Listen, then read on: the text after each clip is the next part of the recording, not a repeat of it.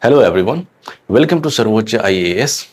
Recently, the central government have decided to constitute a high-level committee to resolve the conflict of Tungabhadra river system that involves Karnataka, Telangana and Andhra Pradesh. So, what is this conflict all about? Why this conflict started? What is the deeper UPSC perspective that you need to be aware about, right? What are the political allegations and what are the historical roots regarding resolutions that is provided by center as well as judiciary? So everything पूरा का पूरा जो है इसका हम postmortem करेंगे इस particular lecture में। सबसे पहले अगर आप यूपीएससी की प्रिपरेशन कर रहे हैं या फिर किसी भी स्टेट सिविल सर्विसेज की प्रिपरेशन कर रहे हैं तो आप सही जगह पे आए हैं, आप सही वीडियो देख रहे हैं। This is the right place to all of you, for all of you. Why this is the right place? Because here, on this platform, you will get all the resources that is required for your smooth preparation without any cost, without any charge, without any fee, right? So everything is free, completely free. And the principle behind this initiative is simple. Education जो है ना financial hurdle should not be a reason for educational problem, right? Education is an essential thing and everybody have a right to get education. So that's why मैं as a social worker आप सभी को ये सारी चीजें मैं पढ़ाऊंगा, जितने भी यूपीएससी से important concepts. First of all, to understand all this particular level committee, what are their proposals, how this conflict needs to be resolved, अगर हम सब कुछ समझना चाहते हैं तो हमें सबसे पहले समझना पड़ेगा कि what is the Tungabhadra river system. You know there are three states on this side, on the western side of this map, that is Karnataka, and Karnataka have western ghats. From this western ghat, Tunga river and Bhadra river, both of these rivers drain and they drain into Krishna river. जो Krishna river है उसमें जाकर के ये drain करता है। तो Tunga river, Bhadra river, both of them joins together to form Tungabhadra, and then after Tungabhadra joins Krishna river, and this Tungabhadra river creates a boundary between Andhra Pradesh and Karnataka. This Krishna river creates a boundary between Andhra Pradesh and Telangana, right? तो ये river system है। अब हमें यहाँ पे particularly Tungabhadra के बारे में समझना है। ये समझिए कि ये वेस्टर्न घाट है, दिस प्लेस इज अपर, ये प्लेस जो है इसका पोजीशन ऊंचा है, और जो ईस्टर्न साइड का जो जगह है, जो स्टेट्स हैं, उसका प्लेस नीचे है। और हम इसे कहते हैं, जो ऊंचे वाले स्थान में उसको कहेंगे अपस्ट्रीम। जो भी रिवर जहां से ओरिजिनेट हो रही है और जहां से बह करके नीचे की तरफ आ रही है तो ऊपर वाले रीजन को कहेंगे अपस्ट्रीम ऑफ दैट रिवर, और जो रिवर नीचे की तरफ जाएगी उसे हम कहेंगे downstream of that river. सीधी सी बात है, हर किसी का अपना एक इंटरेस्ट होता है, और ये जो रिवर है ना मल्टीपल स्टेट्स से जो होकर के जा रहा है, फ्लो कर रहा है, that's the only reason for the conflict, because every states have their own interest, right? Interest उनका अपना होता है, देखेंगे इसके बारे में। उसके बाद अब हमने देख लिया कि ज्योग्राफी क्या है तुंगभद्रा का। Now why does states fight over this river? क्यों स्टेट्स जो है वो फाइट करते हैं इस रिवर पे? What is the reason behind all these things? You know, water is a flowing resource. Every time water moves from one place to another place. Water flows from one place to another place. But politically, if you see the map of states, then states map is fixed. वो जल्दी change नहीं होता। और सीधी सी बात है, river एक state से दूसरे स्टेट में फ्लो कर रहा है। कर्नाटका, ये ऑब्वियस है कि कर्नाटका को ज्यादा से ज्यादा अमाउंट में वाटर चाहिए, क्योंकि कर्नाटका में भी फार्मर है, आंध्र प्रदेश में भी फार्मर है, तेलंगाना में भी फार्मर है। अब फार्मर को चाहिए पानी इरिगेशन के लिए, अब लोगों को चाहिए पानी पीने के लिए, और इससे हम क्या करेंगे, हम जो है रिवर के वाटर को स्टोर करके रखेंगे, तभी तो जाकर के हम अपनी जनता को दे पाएंगे। अब कर्नाटका जो है वो वाटर को होल्ड करना चाहता है, तेलंगाना बोलता है कि नहीं, आप जितना एलोकेशन, जितना नेचुरली हमारे यहाँ फ्लो होता है उतना मिल नहीं रहा है। आंध्र प्रदेश का अलग एक एलिगेशन है कि वहां पे जो उनकी फार्मर्स है उनका नीड पूरा नहीं हो पा रहा है। तो every states have their own allegations, क्योंकि सबका एक अपना पॉलिटिकल मोटो है सर। सीधी सी बात है, आप अगर काम बढ़िया नहीं किए तो आप क्या करेंगे? आप एलिगेशंस लगाएंगे कि हमारे पास पानी ज़्यादा नहीं मिल रहा है इसलिए हम फार्मर को नहीं दे पा रहे हैं, फार्मर का फसल खराब हो गया तो हम क्या कर सकते हैं इसमें। दूसरी स्टेट की गलती है। और ये पुरानी रीति रिवाज है हमारे इंडिया में कि हम अपनी गलतियों को दूसरे पे थोपते हैं और यही चीज चल रहा है। तो सीधी सी बात है कि यहां पर पहला जो कारण है कि स्टेट्स को अगर रिवर वाटर चाहिए तो first thing that they want irrigation. Irrigation के लिए, एग्रीकल्चर के लिए आपको पानी चाहिए। Second is urban centres. Municipality में आपको ड्रिंकिंग वाटर प्रोवाइड करना है और उसके लिए भी आप कहीं ना कहीं रिवर पे डिपेंडेंट है। तो इसीलिए स्टेट्स को म्यूनिसिपैलिटी में सप्लाई भी करना है वाटर्स। एनर्जी एंड इंडस्ट्री, आप नए नए इंफ्रास्ट्रक्चर क्रिएट कर रहे हैं, आप जो है नई नई तरीके का इंडस्ट्रीज बना रहे हैं और इंडस्ट्री को चाहिए large amount of water. Large amount of water कहाँ से आएगा? नदियाँ से।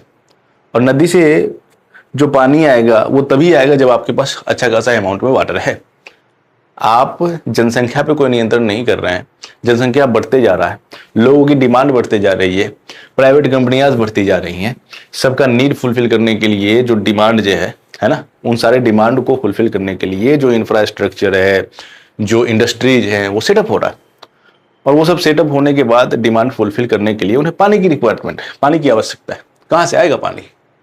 डिमांड बढ़ रहा है लेकिन पानी का वॉल्यूम तो वही है, क्योंकि मानसून जो है हमारे कंट्री में बहुत लिमिटेड है ना।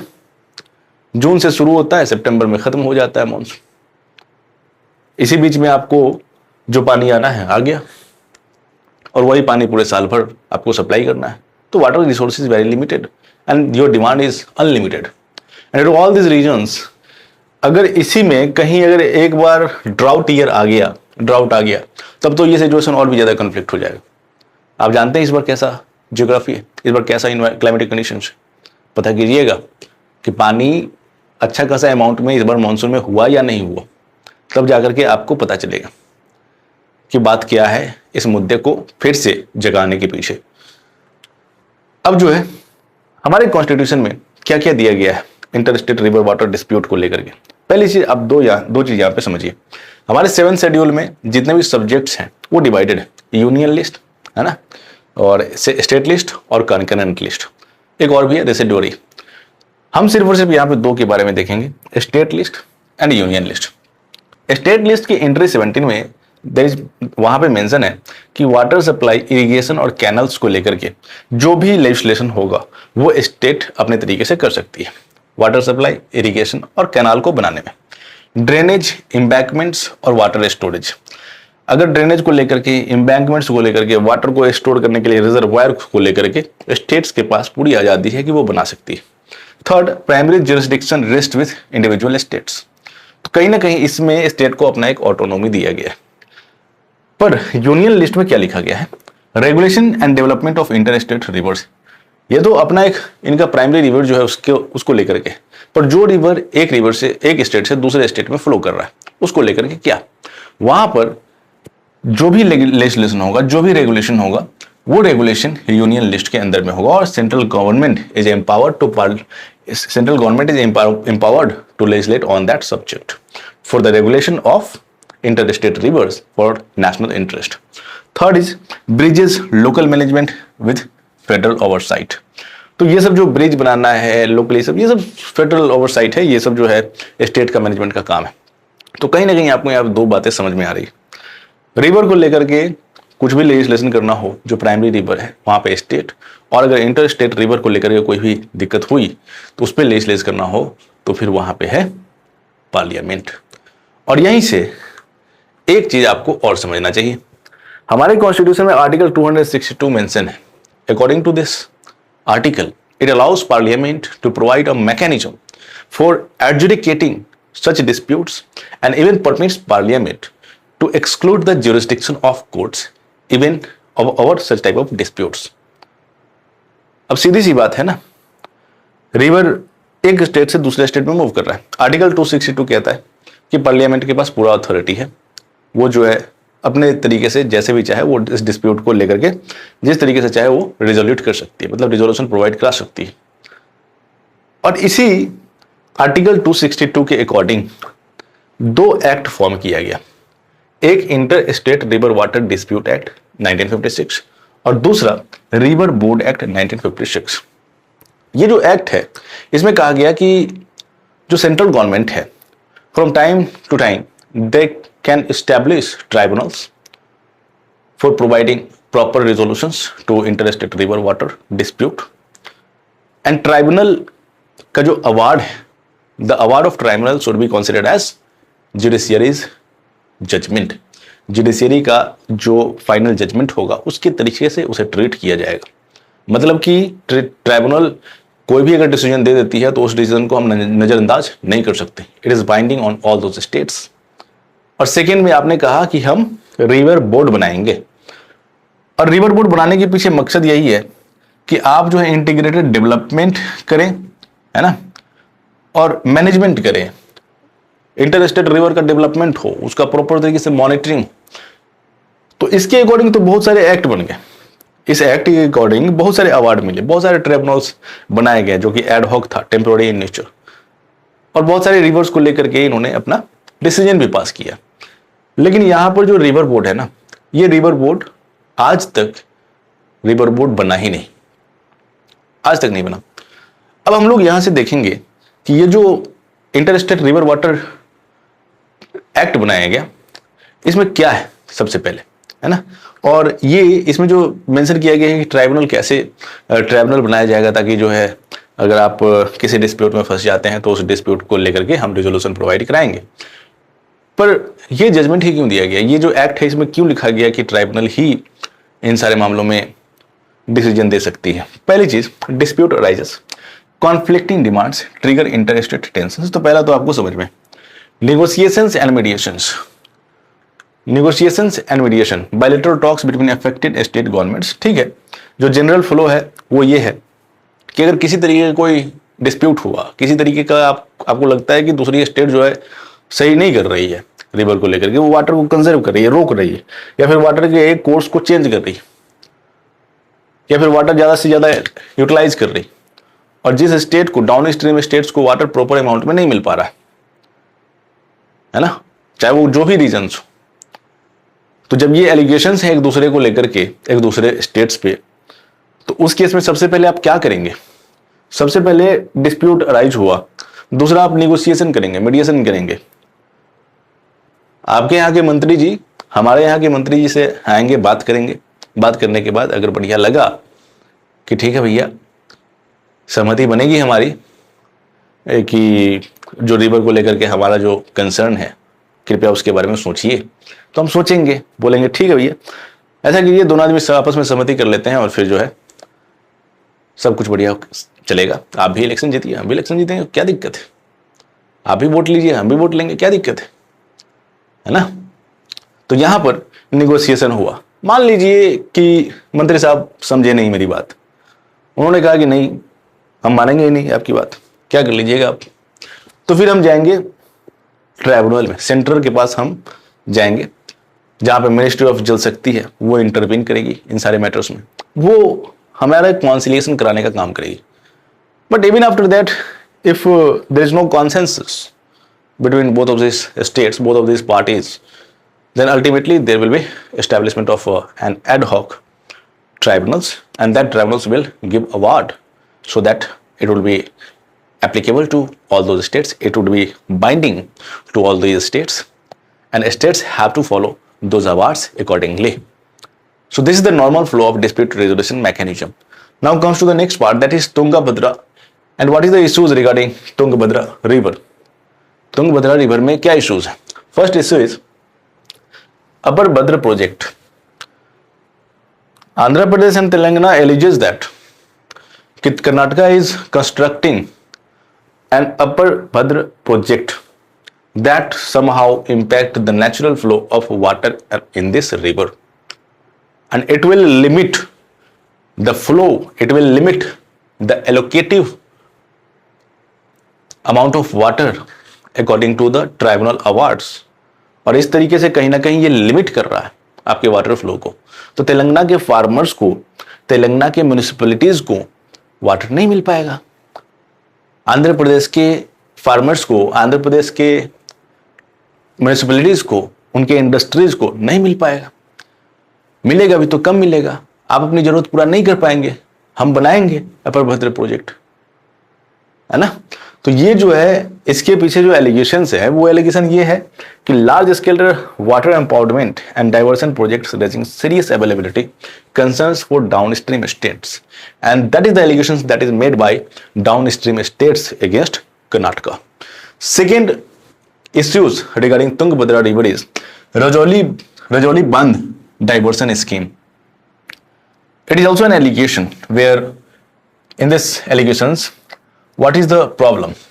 सबसे पहले रजौली बांध डाइवर्सन स्कीम जो है, आप कैनाल प्रोड्यूस कर रहे हैं तुंगभद्रा रिवर के साइड से और उस कैनाल में वाटर फ्लो करवा रहे हैं, वाटर मूव करके फार्मर्स के खेतों में जाएगा, कर्नाटका कर रहा है ऐसा, खेतों में जाएगा, वहां के फार्मर्स को इरिगेट करेगा, कर्नाटका के फार्मर्स रिच हो जाएंगे, आंध्र प्रदेश के फार्मर गरीब हो जाएंगे, और यही कंसर्न है ना। तो फिर इससे दिक्कत ये आएगी कि आप जो है वाटर जो फ्लो हो रहा है ना डाउन स्ट्रीम स्टेट्स में, उसका कैपेसिटी कम जाएगा, क्योंकि आप कैनाल वनाल बना करके, पहली चीज तो आप यहाँ पे प्रोजेक्ट बना रहे हैं, दूसरी चीज आप जो है कैनाल बना रहे हैं और पानी को डाइवर्ट कर रहे हैं, उसकी रूट को डाइवर्ट कर रहे हैं, तो इम्पैक्ट तो होगा ना भाई फ्लो। तो ये भी एक एलिगेशन है कि Rajoli Banda diversion scheme somehow impact the flow in downstream states. There is another concern, that is siltation. In course of time, river flows from one region to another region. They deposit silt in the river bed, and that siltation cause flow to be reduced, है ना, in flow reduction. Flow धीरे धीरे करके वो naturally reduce हो जाएगा। अब इसमें जो प्रॉब्लम आएगा ना, सिल्टेशन हुआ, सिल्ट जमा हुआ, पानी आपका कमेगा, आंध्र प्रदेश को पानी ज्यादा नहीं मिलेगा। अब होगा क्या उससे ये होगा कि आंध्र प्रदेश बोलेगा कि देखिए भैया हमारे यहाँ पे पानी नहीं आ रहा है क्योंकि रिवर बेड में बहुत ज्यादा कचरा जमा हो गया, बहुत ज्यादा स्टोन्स आ गए हैं। तो कर्नाटक कहेगा ये हमारी गलती नहीं है, स्टोन्स जमा हो गया तो हम क्या करें, ये तो नेचुरल है, कुदरती चीज है, अब इसमें ना हम कुछ कर सकते हैं ना आप कुछ कर सकते हैं, हो गया तो कम, तो क्या दिक्कत है, रहिए ऐसे ही, क्योंकि रिवर बोर्ड तो है नहीं जो मैनेजमेंट या फिर डेवलपमेंट कर पाएगा, रिवर बोर्ड आपने कॉन्स्टिट्यूट भी नहीं किया। This is the problem related to all this things regarding Tungabhadra river, this are the issues. Now comes to the basin level management perspectives. अब सीधी सी बात है, Tungabhadra feeds the Krishna basin and project level disputes invariably split into basin wide crisis. Rivers must be governed as holistic hydrological units, not segmented political territories. तो यहाँ पे एक suggestion है कि आपको क्या करना चाहिए ना, कि आप जो सेपरेट तरीके से आप मैनेजमेंट कर रहे हैं, है ना, कि फलाने स्टेट को इतना कैपेसिटी में पावर दे दो, पानी दे दो, और आप जो है इतना कैपेसिटी में आप रख सकते हैं। अब जो है किसी भी तरीके से ये कैपेसिटी कम ज़्यादा नहीं होना चाहिए। लेकिन मान लीजिए कि आपके पास हाइड्रोलॉजिकल डेटा जो कि मेजर करता है कि कितना इस बार मॉनसून में कितना पानी आपके रिवर में आया, किस पर्टिकुलर स्टेट में, उस पर्टिकुलर स्टेट के रिवर में आया। दूसरा जो स्टेट है वो भी इस डाटा को मेजर करेगा, लेकिन ये डाटा किसी के पास है ही नहीं। आप यूपी में हैं और मांगिएगा कर्नाटका से या फिर तेलंगाना से कि हमें हाइड्रोलॉजिकल डेटा प्रोवाइड कीजिए कि आपके यहाँ पे कितनी बारिश हुई है, कितना पानी है आपके पास, कितना आप अमाउंट रिस्टोर करके रखें, कितना अमाउंट आप कंजर्व करके रखें, नहीं देगी आपको, because this is completely opaque system, this is not transparent, this is not centralised repository, and due to absence of centralised repository, the people, the states do not have access to those data, to those hydrological data, and absence of hydrological data creates hurdles between states, right? So these are the problems, and this is a suggestion कि यहाँ पे जो आप हैं manage कर रहे हैं, river must be governed as holistic hydrological units, ना कि सेपरेट आप मैनेज कीजिए, है ना। आप जो है सेगमेंटेड पॉलिटिकल टेरिटरीज की तरह मत देखिए रिवर को। जो रिवर एक रीजन से दूसरे स्टेट्स में जा रही है उसको आप पूरे तरीके से देखिए ना, शुरुआत कहाँ से हुई, खत्म कहाँ से हुई, बीच में क्या दिक्कत है। तो पूरा का पूरा एक रिवर सिस्टम है, तो रिवर सिस्टम की तरह उसे देखिए, ना कि इस पॉलिटिकल बाउंड्री में कुछ है, उस पॉलिटिकल बारे में कुछ और है। तो this is the problem sir, right. Now comes to the next part, that is evolution of institutional framework. ये सारी बातें तो अपनी जगह ठीक है, लेकिन आपने जो एक्ट बनाया, आपने जो ट्राइब्यूनल की बात करी कि ट्राइब्यूनल बनाएंगे, हम प्रॉब्लम को सॉल्व करेंगे, और उसको जानने की जरूरत अब हमें पड़ गई। सबसे पहले 1956 में ये दो एक्ट बनाए गए सर। 2002 में इस एक्ट को अमेंड किया गया क्योंकि इसमें एक स्ट्रिक्ट टाइमलाइन बनाया गया। टाइमलाइन बनाया गया कि ट्राइब्यूनल अब जो भी अवार्ड करेगी, जो भी सॉल्यूशन आपको प्रोवाइड करेगी, एक पार्टिकुलर और फिक्स टाइम लाइन के अंदर आपको सॉल्यूशन प्रोवाइड कर देना है, ट्राइब्यूनल का गठन हो जाना है।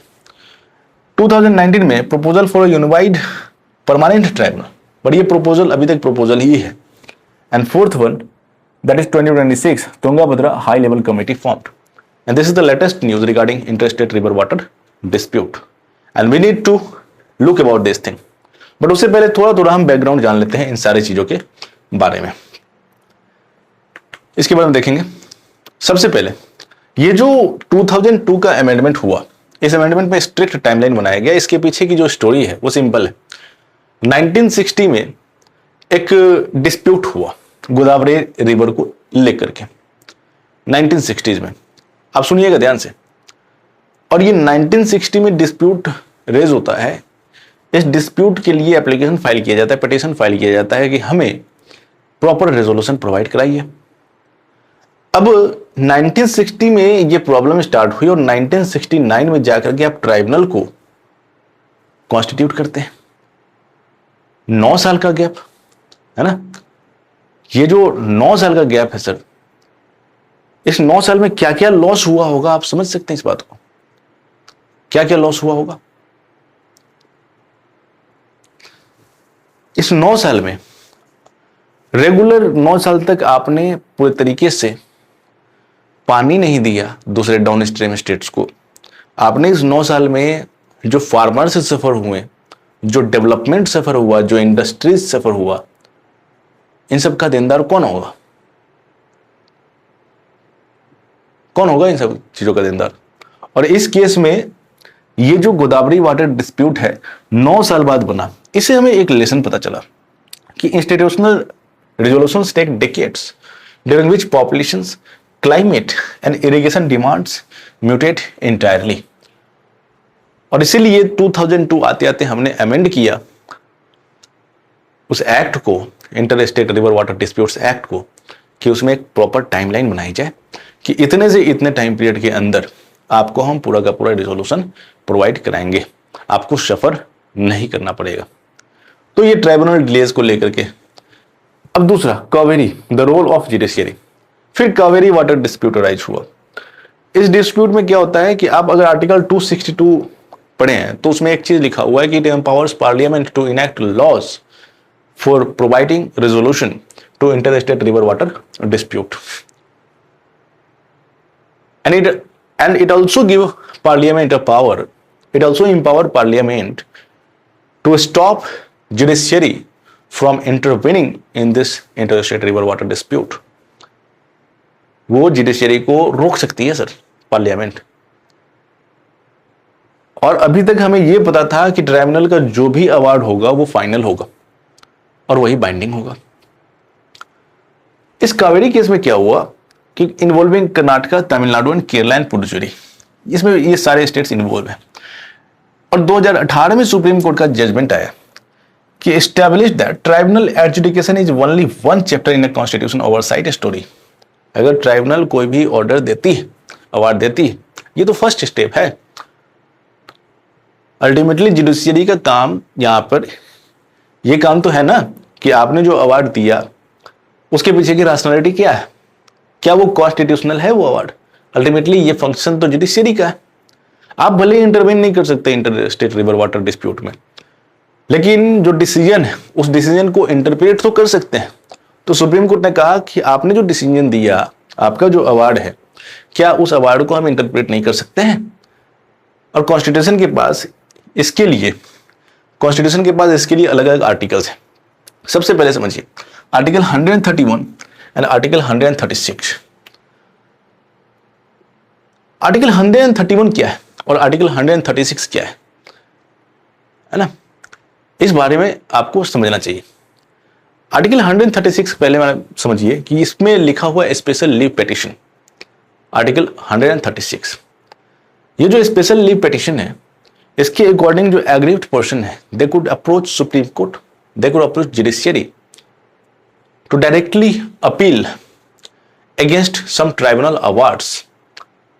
किसी ट्राइब्यूनल अवार्ड के खिलाफ डायरेक्टली वो अपील कर सकते हैं। कहां पे जाकर के? सुप्रीम कोर्ट में जाकर के। तो आर्टिकल 136, आर्टिकल 131 के पास इसका अपना एक ओरिजिनल ज्यूरिसडिक्शन है। ओरिजिनल ज्यूरिसडिक्शन, अगर दो या दो से ज्यादा स्टेट्स के बीच में किसी तरीके की कोई कॉन्फ्लिक्ट हो गई, तो इस ओरिजिनल ज्यूरिसडिक्शन में, इस ओरिजिनल ज्यूरिसडिक्शन को यूटिलाइज करते हुए सुप्रीम कोर्ट डायरेक्टली उस स्टेट्स के केस में इंटरवीन करेगी और उससे रिलेटेड जजमेंट पास करेगी। तो यहां पर आर्टिकल 262 रिमूव सुप्रीम कोर्ट। सवाल ये उठा कि does article 262 remove supreme court? No, it remove supreme court from intervening in providing resolution to interstate river water dispute, but it does not stop supreme court from interpreting the judgment the award passed by tribunal. तो this confusion should be cleared, है ना, ये confusion clear कर लीजिए, नहीं तो जाकर के एग्जाम में कुछ और लिख करके आ जाइएगा। आगे, मुल्ला पेरियार सेफ्टी वर्सेस एलोकेशंस। अभी तक तो हमने देखा कि ठीक है, एक्ट बना, पहला जो प्रॉब्लम हुआ डिले का, 9 साल बाद वहां पे बनाई गई, है ना, कॉन्स्टिट्यूट किया गया ट्राइब्यूनल को। दूसरा जो प्रॉब्लम है, वो प्रॉब्लम इस बात को लेकर के है कि क्या सुप्रीम कोर्ट के पास जुरिसडिक्शन नहीं है, और तीसरा जो सेफ्टी को लेकर के होगा, जो कि एलोकेशंस को लेकर के होगा। इसमें क्या है ना, a river related dispute is not necessarily A water allocation dispute. Issues of dam safety, structural integrity and operating levels invoke distinct legal mechanism. और इस मुल्ला पेरियार डिस्प्यूट में, जो कि केरला और तमिलनाडु के बीच में था, इसमें एक और कंसर्न आया कि देखिए, ये जो कंसर्न है, पहले कंसर्न को समझिए। Kerala raised concerns particularly relating to dam safety and water levels, and while Tamil Nadu interest centred on the use of water from dam, and the Supreme Court clarified in this particular case that disputes concerning dam safety are not necessarily the same thing as an interstate water allocation dispute under Article 1956 Act, and this distinction becomes important whenever states attempt to bring different types of river conflicts under the same legal framework. तो ये बात आपको पता चला sir कि this is the problem regarding dam safety. And from here onwards, Interstate River Water Disputes Act also include the dam safety rules. Right? Comes to the next part, that is regarding Mahadai River. आपको क्या लगता है, जब भी कोई tribunal awards पास कर देगा तो क्या वो कंप्लायंस होगा, कंप्लाई किया जाएगा? और इसको हम एक छोटे से स्टोरी से समझेंगे। महादाई डिस्प्यूट, रिवर महादाई, इसके बारे में आप पढ़िएगा, ज्योग्राफी में आपको पता चलेगा कि where is Mahadai river, it's your responsibility to work on entrancing this river on geographical map. So Mahadai dispute involving Goa, Karnataka and Maharashtra. It demonstrates another weakness, sir. Even after tribunal proceedings, disagreement between states continued. Disagreements continued over Kailasa Banduri project. Goa alleged that Karnataka's action could affect its downstream water availability, and Karnataka, on the other hand, presented the project in terms of its drinking water and regional requirements. अब rule में तो ये लिखा हुआ है कि आप अपने यहाँ पे ड्रिंकिंग वाटर के लिए और रीजनल रिक्वायरमेंट्स के लिए आप जो वाटर कंजर्व कर सकते हैं, कोई दिक्कत वाली बात है नहीं, प्रोजेक्ट कंस्ट्रक्ट कर सकते हैं. लेकिन वही बात को यूज करके, वही रूल को यूज करके आप कितना कंजर्व कर लेंगे, इसका कोई लिमिट तो नहीं लिखा हुआ है ना. और जब लिमिट नहीं लिखा हुआ है तो आप इस वैग वर्ड को यूज करके आप इसका फायदा तो उठा सकते हैं, है ना. तो यहां पे हमें एक और इंपॉर्टेंट रिलेशन पता चला कि आपने विनिंग एडजुडिकेशन, आपने अवार्ड दे दिया, does not necessarily guarantee smooth implementation. ये जरूरी नहीं है कि आपने जो अवार्ड दिया है वो इंप्लीमेंट किया ही जाए. हो सकता है आपके अवार्ड्स में, आपके डिसीजंस में कोई लूप होल हो, and they could use that loophole for their personal gain. Ultimately सरकार को क्या करना है? मंत्री जी को, चीफ मिनिस्टर को करना यही है कि वो देखेंगे सबसे पहले कि रिवर है, फार्मर सफर किया हमारे राज्य में, तो हम जो है दूसरे राज्य पे थोप दो बात को।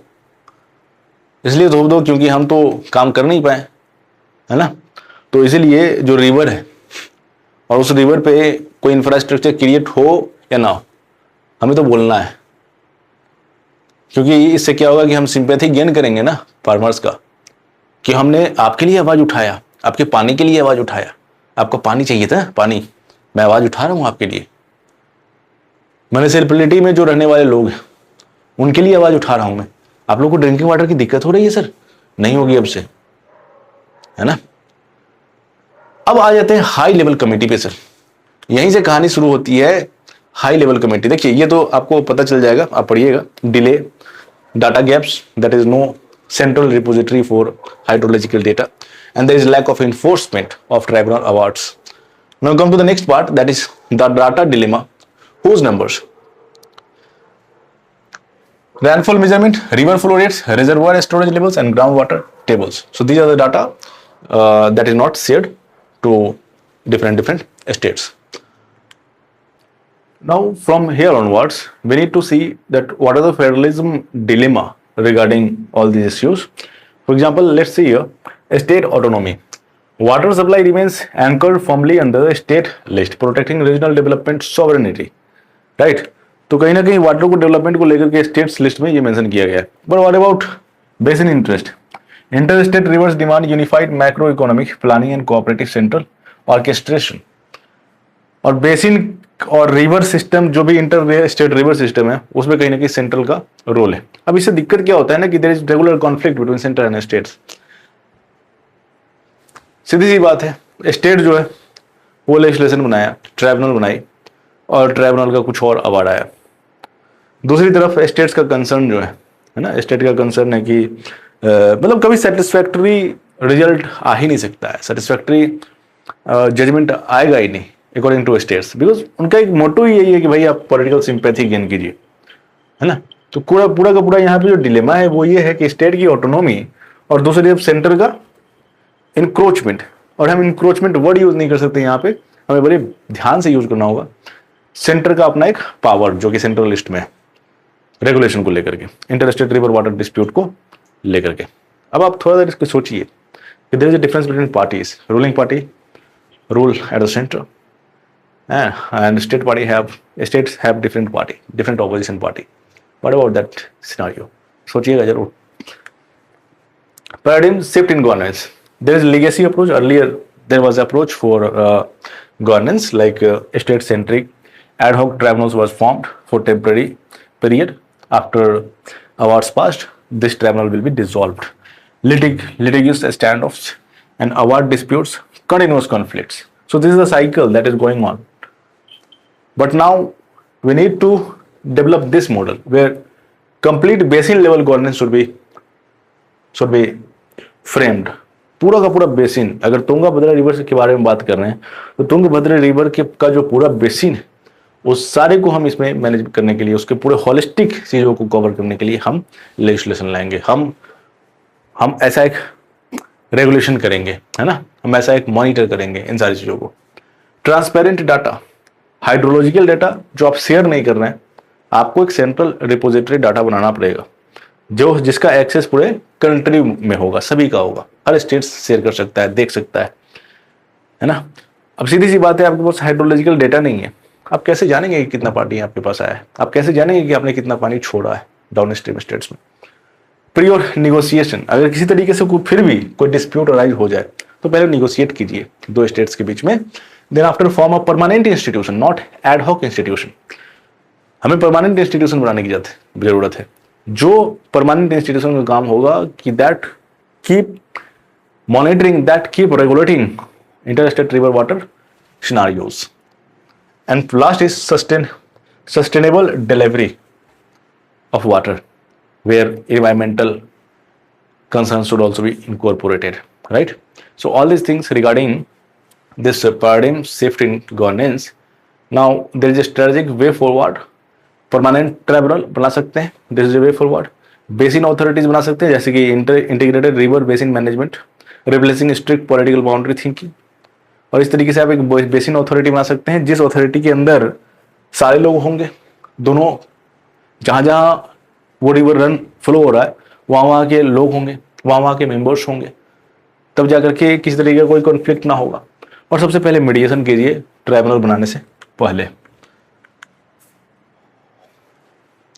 अब इंटर स्टेट काउंसिल, इसके बारे में आप बताइएगा हमें, कि आपका काम है कि आप पॉलिटी में जाइए और इंटर स्टेट काउंसिल पढ़िए, क्या समझ में आता है वो हमें बताइए, हमसे जुड़िए और हमें बताइए क्या समझ में आता है और कैसे एक इंटर स्टेट काउंसिल इस inter state river water dispute में एक बढ़िया रोल प्ले कर सकता है। इसको आप लोग बताइएगा हमें कमेंट बॉक्स में। अगला जो है इंटरनेशनल बेसिन रिलेशंस, ठीक है हम नहीं सॉल्व कर पा रहे हैं, जो कॉन्फ्लिक्ट है वो अभी भी है, जो डिस्प्यूट है वो अभी भी है, हमें कुछ सीखना चाहिए। सीखना चाहिए कहाँ से? मोरे डार्लिंग बेसिन अथॉरिटी जो कि ऑस्ट्रेलिया में है, it demonstrates successful multi state integrated ecological and water resource management, जहां पे पूरे तरीके से पूरा का पूरा जो बेसिन है उसका अथॉरिटी बनाया गया है और उसका काम है टाइम टू टाइम कि कितना वाटर जाना चाहिए दूसरे बाउंड्रीज में, कितना वाटर नहीं जाना चाहिए। और ये एक केस है हमारे लिए कि किस तरीके से पूरा का पूरा इंटायर बेसिन को, पूरा का पूरा इंटायर रिवर सिस्टम को आप जो है मॉनिटर कर रहे हैं, रेगुलेट कर रहे हैं। ठीक है, तो यहाँ इसको आप कैसे यूज कर सकते हैं अपने आंसर में, समझिए। आपको ये चीज समझने की जरूरत नहीं है, आपको सिर्फ याद रखना है मोरे डार्लिंग बेसिन अथॉरिटी। अब जब आप कंक्लूजन देंगे अपने आंसर में या फिर जब आप सॉल्यूशन बताएंगे तो उस केस में आपको मेंशन करेगा कि we have to take lesson from Murray Darling case in Australia where there is a basin level authority formed for regular management of interstate river water dispute. Third is United States, जिसमें Tennessee valley authority है।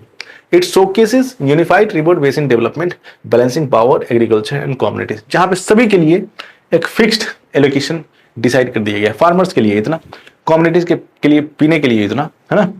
जो power है, power को manufacture करने के लिए, जो energy sector के लिए या फिर जो इंफ्रास्ट्रक्चर है या फिर जो इंडस्ट्री है उनके लिए इतना। अब इतने में आपको कंपीट करना है, आप जैसे करें, ये आपकी रिस्पॉन्सिबिलिटी, आप कैसे मैनेज करेंगे। तो ये जो दो केस है आप इसको बहुत बढ़िया तरीके से यूज कर सकते हैं अपने आंसर में। आगे कंप्लीट फ्रेमवर्क समरी, जहां पे रिवर क्रॉसिंग और इंस्टीट्यूशनल रूट है, natural flow meets artificial political borders. सीधी सी बात है, ये आपने देखा कि किस तरीके से जो रिवर का नेचुरल फ्लो है वो हमारे द्वारा बाउंड्री बनाया हुआ बाउंड्री जो है स्टेट्स का, उसमें जाकर के फ्लो कर रहा है और इस तरीके से एक हर्डल, इस तरीके से एक कॉन्फ्लिक्ट क्रिएट कर रहा है, इस तरीके से एक डिस्प्यूट रेज हो रहा है ना। Second is institutional root.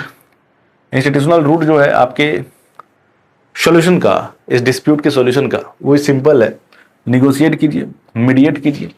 नई बात बनती है, ट्राइब्यूनल का फॉर्मेशन होगा, ट्राइब्यूनल अवार्ड देगी, और अगर फिर भी बात नहीं बनता है तो आपके पास पूरा का पूरा होलिस्टिक बेसिन मैनेजमेंट सिस्टम बनाने की आपको जरूरत है, होलिस्टिक बेसिन अथॉरिटी बनाने की जरूरत है।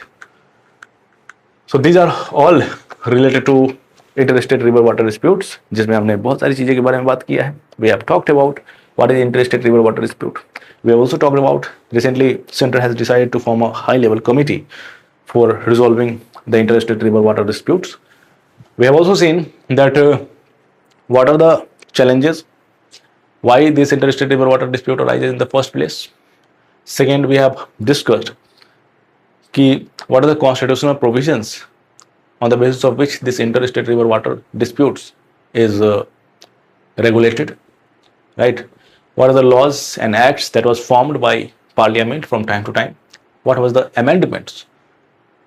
Those amendments taught some lessons because we have faced delay in tribal constitutions, and due to all these things several amendments was there, and despite those things we are not able to permanently resolve those interstate river water dispute. So that's why there is a suggestion, that's why there needs to be some lesson to be learned from abroad countries, from foreign countries like Tennessee और मुरे darling authority, इन दोनों का से हमें lesson लेना चाहिए that we need to regulate, we need to create an authority that could regulate the entire basin system of any particular river so that there should not be any political boundary problem regarding management, regarding regulation of interstate river water system, right? Now, one is practice question that I mentioned in this particular slide, and another is the PYQ that has been asked in previous year paper. So this is the PYQ that is mentioned here. What is constitutional mechanisms to resolve the interstate water disputes have failed to address and solve the problems? Is a failure due to structural or process inadequacy or both? Now tell me, are you able to write a beautiful answer of this question after reading all these slides? And are you able to manage this information? Because this information, what I explained to all of you, is very limited. It is very limited. You can easily retain all this information. You cannot forget easily Article 262. You cannot forget easily the union list and state list and their entries. And this much information, this much fact is required to write a beautiful answer to all of these questions. Right? So this constitutional mechanism, you have to mention in this particular question about Article 262. How Article 262 empowers Parliament for providing resolutions to interstate river water dispute. Then after start with body, where you have to address, you have to write a structural and procedural inadequacy or problems, right? For example, delay is procedural challenges. Delay in constitution of tribunals is a procedural issues, right? Structural issues are there, like interstate river water disputes should be governed by Interstate River Water Disputes Act, and so that's why it requires establishment of a tribunal, and that tribunal status is ad hoc in nature, and to do all these things the permanent resolution cannot be provided. So you have to address all these things in this particular answer, and in the last of this answer you also have to mention the classical case study, the classical lessons that we get from Murray-Darling Authority and Tennessee Water Authority in America. So from here we learn the entire basin management system to be installed for permanent regulation and management of all those entire basin system, है ना? तो यहाँ पर यही सारी चीजें लिखनी चाहिए, और ये जो है आपके लिए एक प्रैक्टिस क्वेश्चन है, और इस प्रैक्टिस क्वेश्चन को सॉल्व करके आइएगा आप सभी, इस प्रैक्टिस क्वेश्चन को सही तरीके से लिखिएगा. This is your work and I am expecting to all of you that you must write answers of both of this questions. अगर आप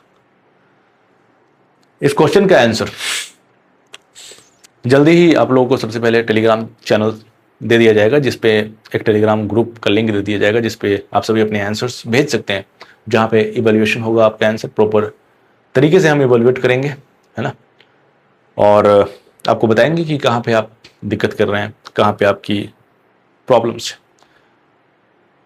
फिलहाल आप अभी इन सारे क्वेश्चंस का आंसर लिख करके रखिए, क्योंकि आप ईमानदारी से पढ़ाई कर रहे हैं और ईमानदारी से डेडिकेटेड हैं इस एग्जाम को क्रैक करने के लिए. Now in the last part I wanted all of you, if you like my lecture then please subscribe to my channel, then please hit the like button to my lectures, to my videos, and share it to the most of the people, most of your relatives, most of your friends, so that needful people could get leverage, could get benefit from this free session, from this free platform. So share it to the most of the people. Subscribe, like, comment whether you understood or not. If you have any doubt, then please ask it in comment box. I will definitely reply to all of your queries. Thank you.